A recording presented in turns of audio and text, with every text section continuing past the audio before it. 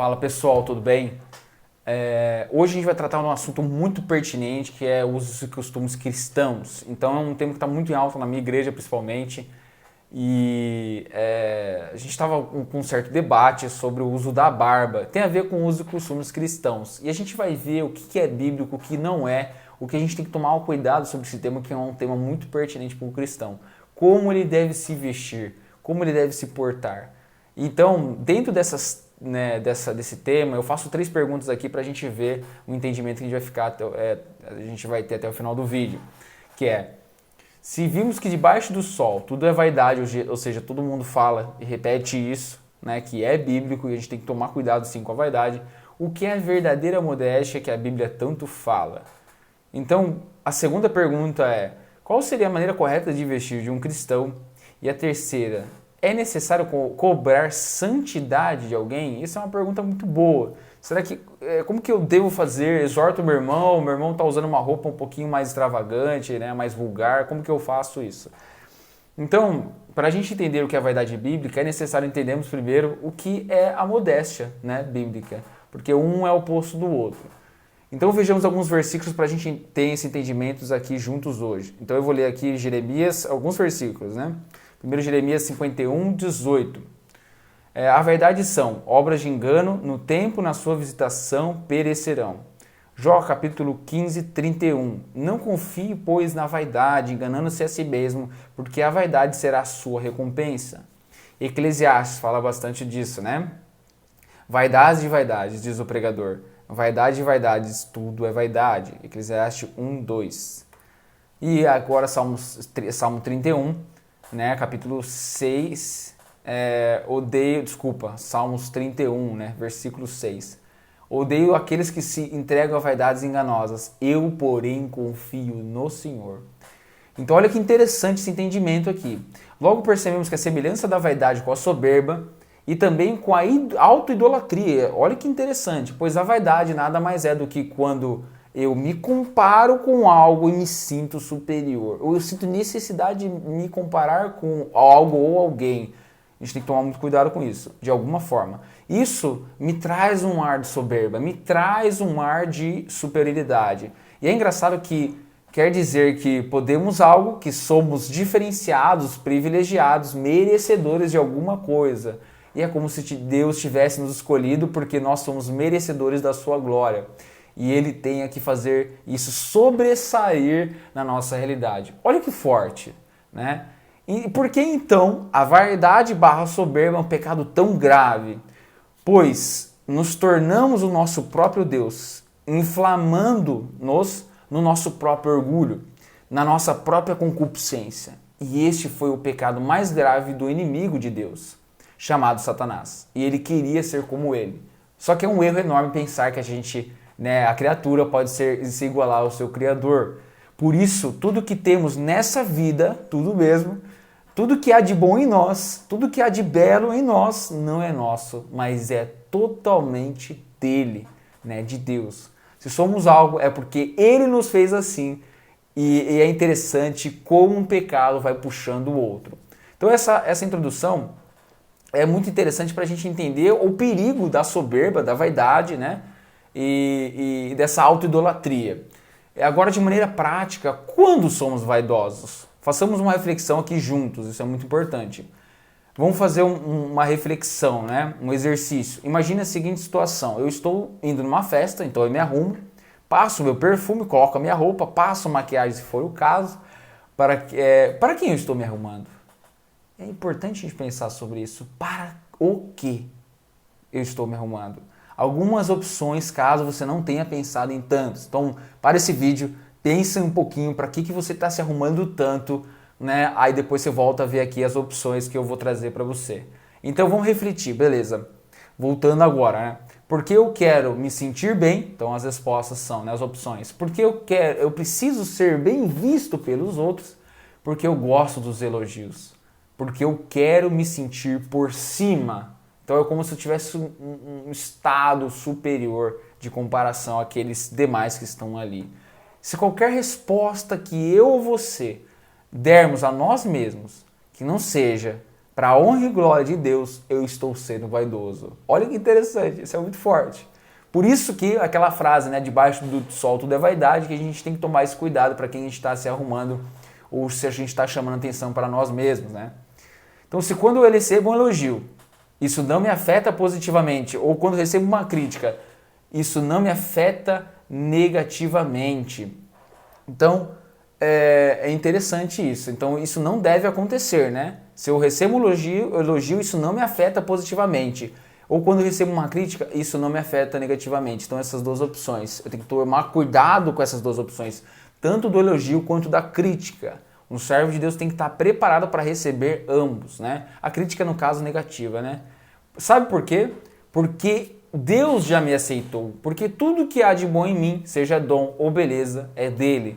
Se eu tento compensar a falta de aceitação de Cristo em qualquer coisa, inevitavelmente eu vou praticar idolatria. Olha que interessante. A gente às vezes pensa, né, que a idolatria está, né, nos santos, ou estou idolando uma imagem, ou estou idolando a Deus, sei lá, um Deus, né, pagão, por assim dizer, mas às vezes eu estou sendo e me tornando meu próprio Deus. Isso é muito mais difícil de perceber do que as outras coisas, né? Então eu criei meu próprio Deus. Então, seja qual for o alvo do seu descanso, se não for em Cristo, nós estamos descansando em algo falível. Não é que Deus precise se autoafirmar, isso cabe uma reflexão aqui. Não é que Deus precisa se autoafirmar, porque Ele é perfeito, Ele não muda. Que Ele tenha problema de ego ou algo assim. É porque Ele sabe que somente Ele não falha. Somente Ele é perfeito, santo e digno de toda adoração. Se eu, por exemplo, elogiar a beleza de alguém, achando que aquele alguém é bonito em si mesmo, é igual elogiar um quadro belo e achar que ele se fez sozinho. É basicamente isso que acontece. Resumindo, ser vaidoso ou ser soberbo é ser idólatra de si mesmo. É pegar toda aquela glória que seria a glória de Deus e depositar em mim. Isso é muito grave, isso é muito grave. Isso é auto-idolatria, né? Isso é idolatria. Qual seria, então, vamos no ensejo disso, a gente trouxe a dívida, o problema, qual que seria a maneira correta de se vestir de um cristão? Então agora a gente vai trazer algo mais prático, mais palpável. A resposta mais correta é depende. Depende quem vai estar lá, onde eu vou estar, qual o meu objetivo e etc. Perceba o quão importante é estar alinhado com o Espírito Santo para estar vestido segundo a sua perfeita vontade. Então, vamos deixar mais prático ainda. É preciso vestir sem sensualizar, sem querer aparecer por causa da sua roupa ou por aquilo que você tem, aquilo que você carrega, né? O que você tem, né? Não pelo aquilo que você carrega dentro de si. É possível nós estarmos com uma roupa que cobre todo o nosso corpo e agirmos de maneira lasciva ou promíscua. Eu sempre falo isso, né? É possível ser promíscuo de burca. Em contrapartida, fica praticamente impossível não ser sexual usando pouca roupa. Aí fica impossível, né? Mesmo você não agindo de forma lasciva, né? Querendo esse trazer para si os olhares, inevitavelmente com pouca roupa você vai chamar a atenção. E isso lembrando que é para ambos os sexos, né? Devo lembrar também que quando eu ajo de forma lasciva, eu posso estar gerando sentimentos no meu irmão, ou eu levando a minha irmã também a pecar. Em 1 Coríntios 8, deixa muito claro que eu devo ter responsabilidade em relação à minha liberdade cristã. A nossa nudez é algo muito íntimo, que devemos guardar para o nosso atual ou futuro cônjuge caso você não esteja casado. Vemos o quão importante é a sexualidade para Deus e como Ele trata disso com tanto amor e carinho. Não há ninguém melhor do que falar sobre sexualidade e sexo do que quem criou, né, essa área, não é mesmo? Então algumas igrejas acabam atrelando ser modesto ou uso de uma determinada... ser modesto, né, ao uso de uma determinada roupa. Isso é uma falácia, isso é um erro. Né? Como, por exemplo, mulheres devem usar saia, vestido, não usar brincos, não usar maquiagem, não usarem calça. E homens devendo usar calça, não usar shorts, não usar barba, usarem, que é o caso, né, que aconteceu usar interno para pregar e muitos outros costumes que a gente vê nas nossas igrejas, né? Principalmente na igreja que eu frequento. E dependendo da sua denominação, você também vai se identificar. Esse estilo dado como uso e costume pode estar sendo confundido com doutrina bíblica.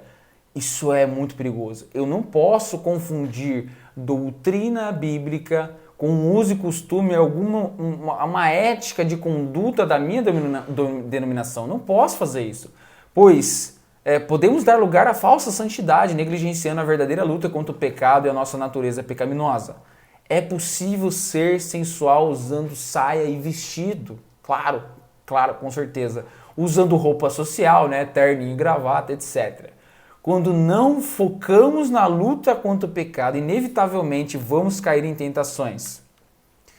E essas tentações podem ser aquela da autoidolatria, tá? De eu puxar a glória para mim.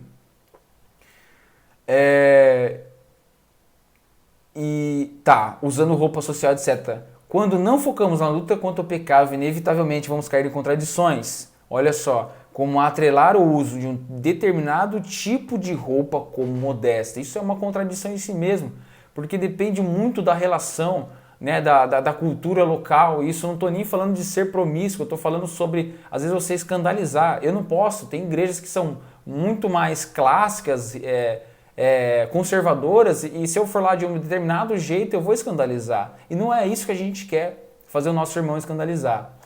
Tá? Porque eu preciso ganhar o benefício de ser ouvido. Pois, se a cada lugar ou tempo muda e a Bíblia ela é atemporal, fica difícil eu atrelar uma roupa como um símbolo de santidade.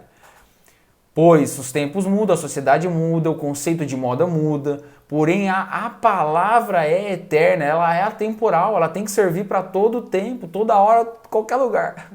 Por isso devemos reter a essência. Então, quando eu retenho a essência, eu tenho o poder da contemporaneidade das escrituras. Eu posso fazer ela, né, fazer uma viagem no tempo e sempre ela vai servir. Né? Houve um tempo em que a mulher usar calça era escândalo. Houve um tempo. Nós entendemos isso no passado. Era como se fosse uma afronta à sociedade. Eu quero liberdade. Né, era uma afronta, e não que de fato algum dessas lutas dessas mulheres não faziam sentido, bem longe disso, mas naquele tempo mulher usar calça era um escândalo, né? Então homem usar barba era um sinal de desleixo, usar tatuagem era um sinônimo de bandidagem e muitos outros exemplos que a gente pode citar aqui. Por isso é necessário que a gente se encha do Espírito Santo e da graça de Deus para que a santidade realizada do Espírito Santo transforma a santidade de dentro para fora e não de fora para dentro. É impossível forçar a santidade de fora para dentro. É impossível, senão a gente vai cair nos mesmos erros dos fariseus, porque eles pareciam ser santos. Os fariseus eram os religiosos da época de Jesus.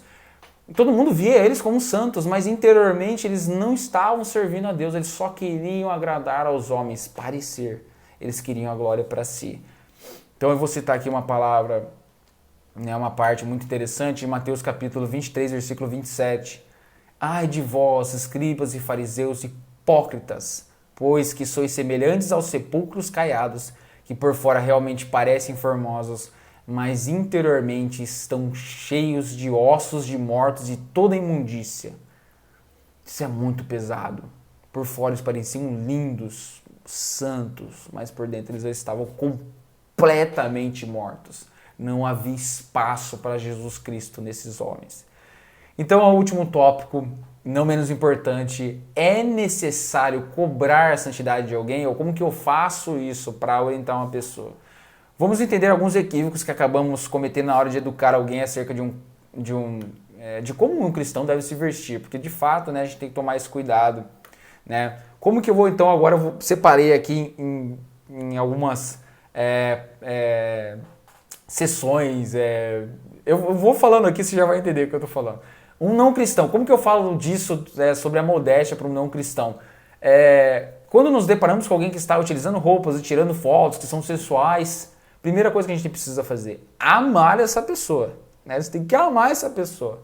Primeira coisa. Então você não deve sentir inveja, ou você não deve sentir raiva, mesmo que isso seja difícil, né? Ou né, se sentir atraído pela pessoa, você deve amar essa pessoa. Se for o caso, né? Se você se sentir atraído, é melhor você se desfazer dessa amizade, dessa tentação, né? Mas a primeira coisa que eu preciso fazer é amar essa pessoa. Ela está clamando por dentro. Eu preciso de autoafirmação. Eu preciso de autoaceitação, eu preciso de amor. Ela está clamando por dentro. Talvez ela não reconheça, mas ela está pedindo isso, porque senão, de outra maneira, ela não teria se mostrado tanto. E a nossa sociedade, ela imprime essa necessidade, as redes sociais imprimem, é um preço que você precisa pagar, você precisa mostrar o seu corpo, você precisa mostrar que você está bem, olha, eu estou bem, minha família é perfeita. Então a gente, por querer mostrar que nós estamos bem, nós pagamos o preço. E às vezes ele é muito caro. Você vê gente bonita, né, gente bem com a vida, mas como será que está dentro daquela família ou ainda mais, né, dentro daquele coraçãozinho, como está o mundo daquele coração? Nós não sabemos. Nós só sabemos o que a lente nos mostra e o que vem até nós, né, mas no íntimo do coração somente Deus sabe. Então, ela não sabe que essa falta é falta de Cristo, falta do amor verdadeiro. Falta daquilo que preenche o nosso coração, ganha o benefício, primeiro, né, que a gente deve fazer é ganhar o benefício de ser ouvido, porque não adianta você falar filho, filha, ou pessoa, amigo, amiga, ou pai, mãe, é filho mesmo, né? Não adianta você chegar e dar um supetão falando, olha, você tá fazendo coisa errada, você está sendo promíscuo, porque de fato isso não vai adiantar nada, ele vai te achar só um careta, né? Só um careta. Ele não vai entender a profundidade, ou ela não vai entender a profundidade do que quer dizer a autoaceitação que vem de Jesus Cristo. Então, primeiro você precisa ganhar o benefício de ser ouvido, né? E deixar que, para depois, com a guia do Espírito Santo em você, para falar, né, da maneira correta, né, e orar para que o Espírito Santo haja nessa pessoa, né? Então, para questionar também por que essa pessoa está se vestindo assim, o que ela está tentando mostrar, o que? Fala isso, pergunta para a pessoa literalmente, o que você está tentando mostrar com isso? E ela vai fazer essa reflexão. E ganha essa pessoa para Cristo, né? Para que ela se encha dele e assim a modéstia externa vai ser uma consequência inevitável. Então não adianta eu forçar a santidade, isso está dando já umas dicas do que a gente vai falar mais para frente. E para quem já está em Cristo? Para quem já está em Cristo, como eu oriento? Para aqueles que já estão em Cristo, exorte-os também em amor, trazendo à tona que eles têm de cuidar com a sua responsabilidade, porque muitos vão dizer, olha, eu sei o meu coração, Deus sabe do meu coração, Deus sabe do que eu estou fazendo, mas tem que lembrar dessa pessoa, olha, mas Deus também ama essas outras almas, que às vezes nem conheceram a mim. Você está pensando nelas? Você está amando o seu próximo como a você mesmo? Questione os porquês dessa pessoa estar agindo dessa maneira vaidosa e o que está buscando. Porque não quer dizer que esteja em Cristo que não seja tentado. Muito, muito importante lembrar disso, tá? Inclusive a gente, né, às vezes vai ser até mais tentado, tá? Lembre-se que todos nós temos nossos ídolos encobertos, é importante a gente reconhecer isso. Por isso, não menospreze a tentação do seu irmão, senão você estará sendo soberbo. Então, quando você menospreza a tentação do seu irmão, você acha que a tentação dele é inferior à sua. Então, logo você está sendo soberbo. Eu não tenho problema com jogos, né? Eu sempre trago essa reflexão. Mas e seu irmão? Será que ele tem problema com jogos? Importante a gente tomar esse cuidado. E para que, né? Para você que serve a Deus em uma denominação religiosa, então essa é para você que serve a Deus em uma denominação religiosa. Ame a sua denominação. Primeira coisa, ame a sua denominação. Você que já foi liberto da escravidão, do cumprimento da lei, como está escrito no livro de Gálatas, sabe da sua liberdade em Cristo e o que é a verdadeira modéstia, não se deixe enganar. Há muitos fariseus entre nós. Há pessoas que têm orgulho, olha, soberba, de parecerem santas. Então é como se a gente voltasse no tempo, 2000 anos atrás, e lembrasse dos fariseus, porque tem muitas pessoas que agem dessa maneira e de fato parece, nossa, esse irmão aqui não tem vaidade nenhuma, né? Ou essa irmã, mas na verdade por dentro ela gosta do sabor dessa glória né, dessa falsa santidade, porque ela não está sendo santa, obviamente, né? E assim como Jesus amou eles, exortando-os quando for oportuno, eu tenho que entender também que tem tempos e tempos, tempo certo a orientar do Espírito Santo, né, a orientação dele, faça assim também. Para isso é preciso aprofundamento nas Escrituras, para você ter a propriedade, né, e a autoridade de Cristo quando for exortar. Não existe roupa certa ou roupa errada, roupa que demonstre santidade ou o contrário. Existe o Espírito Santo orientando a você a ser modesto, entender o quão grave é levar o seu irmão a pecar ou quem não está em Cristo. Por exemplo, eu costumava ir no parque sem camisa. Então hoje eu entendo que, cara, é loucura fazer isso. Eu posso estar tentando alguém, seja quem for. Então essa santidade, ela é uma crescente, deve ser uma crescente na vida de um cristão. Não tem como eu não me importar com o pecado do meu irmão, sendo que o mesmo Cristo que eu sirvo, né, ele está pagando o preço por esse pecado. Então não faz sentido eu não amar meu próximo, entender que isso é a tentação dele, então eu tenho que tomar esse cuidado, ter essa responsabilidade cristã, como a gente viu em outro vídeo aqui. Portanto, minha dica é, não perca o seu tempo em discussões de pode ou não pode, usar a barba, mulher que usar vestido, né, ou saia. Invista o seu tempo na pregação do verdadeiro evangelho, para que a verdade os liberte da escravidão que se encontram. Façamos como o apóstolo Paulo fez. Olha só como ele fez. Olha que maravilha. Está em 1 Coríntios 9, capítulo 18 a... capítulo 9, versículo 18 a 23. Logo, que prêmio tenho, que evangelizando proponho de graça o evangelho de Cristo para não abusar do meu poder no evangelho. Porque sendo livre para com todos, me fiz servo de todos para ganhar ainda mais. E fiz-me como judeu para com os judeus, para ganhar os judeus. Para os que estão debaixo da lei, como se estivesse debaixo da lei, para ganhar os que estão debaixo da lei. Para os que estão sem lei, como se estivessem sem lei, não estando sem lei para com Deus, mas debaixo da lei de Cristo, para ganhar os que estão sem lei. Fiz-me como fraco para os fracos, para ganhar os fracos. Fiz-me tudo para todos, para por todos os meios chegar a salvar alguns. E eu faço isto por causa do Evangelho, para ser também participante dele. Então olha que maravilha essas palavras do apóstolo Paulo. E o resumo disso é, o Evangelho não é prático. Ninguém disse que seria, né? O Evangelho se pratica, olha que maravilha. Somente sendo transbordado pela graça de Deus para conseguirmos lidar com o nosso próprio pecado e com o pecado do meu próximo. É porque senão, por exemplo, se eu estou me submetendo e essa palavra gera calafrios, né, numa sociedade, né, que não consegue lidar com a submissão, principalmente essa vertente tão feminista, quando você fala de submissão até dá calafrios, né? Ai, não posso falar sobre submissão. Mas a gente tem que lembrar que Jesus foi submisso ao Deus Pai em perfeito amor. Então, por isso que ele fala, né? Aquele que se fizer por último será o primeiro, aquele que for humilde, né? E essa é a verdadeira humildade. Essa é a verdadeira humildade quando você se faz, né, de fraco para com os fracos, sabendo da verdade. Porque você não precisa se autoafirmar. É quando alguém te fala assim, nossa, mas você é pecador. Então você sabe que você é pecador, mas você entende que agora você é filho de Deus e tem uma responsabilidade para fazer isso. Então resumo, né, porque senão a gente vai consumir muito tempo aqui. Usos e costumes cristãos como vestimentas e estilos não são a mesma coisa que doutrinas bíblicas. Tem que separar isso. E as doutrinas bíblicas, usos e costumes cristãos, né, dependendo de como ele for feito, inclusive ele pode gerar o efeito oposto, né?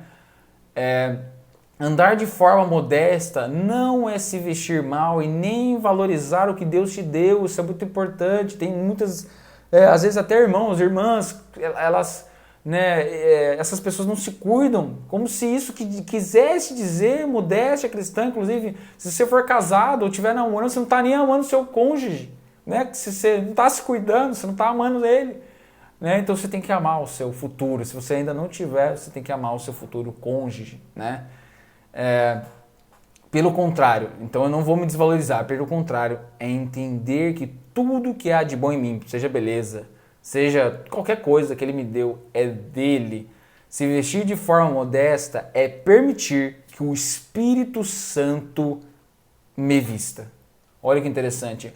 O Espírito Santo jamais permitiria que o seu irmão fosse tentado.